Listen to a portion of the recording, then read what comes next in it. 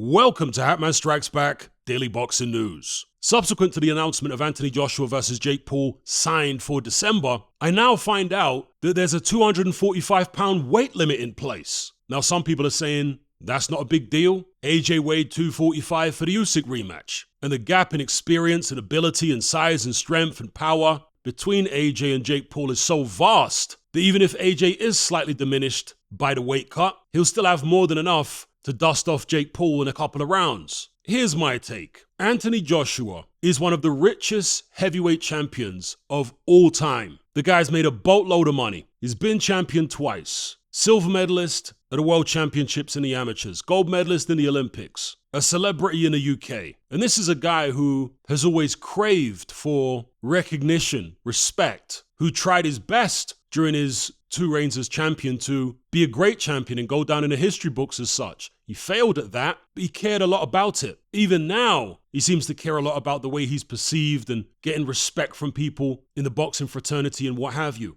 With everything I've just laid out, AJ should not be making any concessions whatsoever to secure a fight with Jake Paul. None. At least none that could affect his performance. Shouldn't be making concessions on ring size, the location of the fight, the type of gloves they use, and certainly not the weight, because these are things which potentially could handicap him to some extent and therefore give Jake Paul, a man who should have next to no chance, a slightly greater chance of, if not scoring an upset, then potentially making Anthony Joshua look bad. And understand the point I'm making here, folks. I am not saying that Jake Paul is wrong for asking Anthony Joshua to make concessions. Not at all. Jake Paul needs all the help he can get in this fight. I do not blame him whatsoever for asking AJ to stick to a 245-pound weight limit. What I'm saying is, Anthony Joshua is very foolish for agreeing to it. If the 245-pound weight limit was a deal breaker and Jake Paul refused to proceed with this fight without that in place, Anthony Joshua should have walked away. Because he doesn't need the money, and it's not like it's some opportunity to regain the heavyweight title here. It's a non-title bout. It's an 8-rounder. There simply isn't enough upside here for Anthony Joshua to be willing to make a concession on the weight at all. So his decision to do so is absolutely baffling to me. Yes, Anthony Joshua weighed 245 against Usyk. Folks, that was 3 years ago. In every fight since, he's been in the mid to low 250s. In his last fight against Daniel Dubois, I think he was 251, 252, somewhere in that region. So it's a 7-pound weight cut, but here's the kicker. He's been out the ring for over a year. He's 36 years of age. As you get older,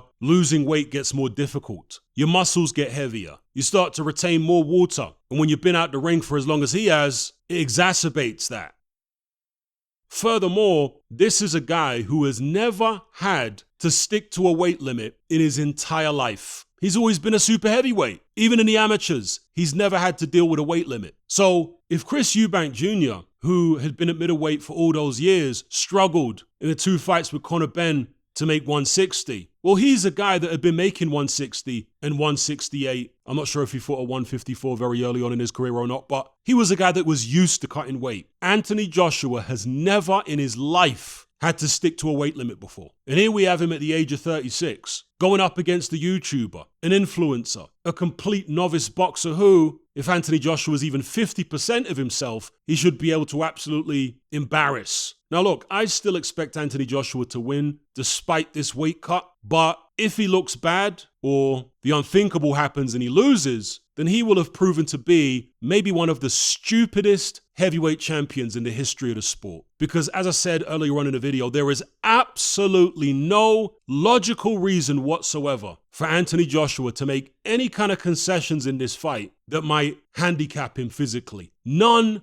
at all. Zero. He doesn't need the money. Yeah, it's a nice payday for an easy night's work, but his bank balance ain't exactly low, is it? This was a take it or leave it type scenario for AJ. So as I say, if he goes in there and due to sticking to this weight limit at the age of 36, 18 months out the ring or whatever it is by the time the fight happens, 16 months maybe, coming off a knockout loss, having never made weight before in his entire life, if he goes in there and has any sort of trouble, like I say, he will have proven to be the most idiotic fighter to ever have held the heavyweight championship, in my opinion, or certainly one of them. Because the only thing that AJ gains from this fight in the minds of serious boxing people is a big payday. the US boxing establishment notwithstanding, to them, AJ's so garbage that a win over an influencer in Jake Paul would actually elevate him in their eyes. And they don't rate Jake Paul particularly highly, they just rate Anthony Joshua even less highly, as incredible as that is. And Chris Mannix kind of confirmed this in a discussion he had with Gareth A. Davis. Furthermore, not only will Anthony Joshua make himself look bad if he has any trouble with Jake Paul whatsoever, but he'll also make the sport of boxing look bad, in a similar way to how Luke Partridge made boxing look bad when he struggled with Francis Ngannou. There's another thing here, which is the fact that Anthony Joshua doesn't seem to have a mind of his own. He's always outsourcing his thinking about boxing to other people, even when he's in the ring, which is totally bizarre for a man of his level of experience. Always outsourcing his thinking to other people. Doesn't trust his own judgment whatsoever. Now, when he's surrounded by people telling him that his next opponent is a killer and a beast and a technical wizard, then he's going to take that on board and train accordingly. But when his own promoter, YouTubers like me, and most of the fans are telling him that Jake Paul's easy work would be like taking candy from a baby, can we expect AJ to train as diligently and to be as switched on mentally as he would be if he was going in there against a serious operator?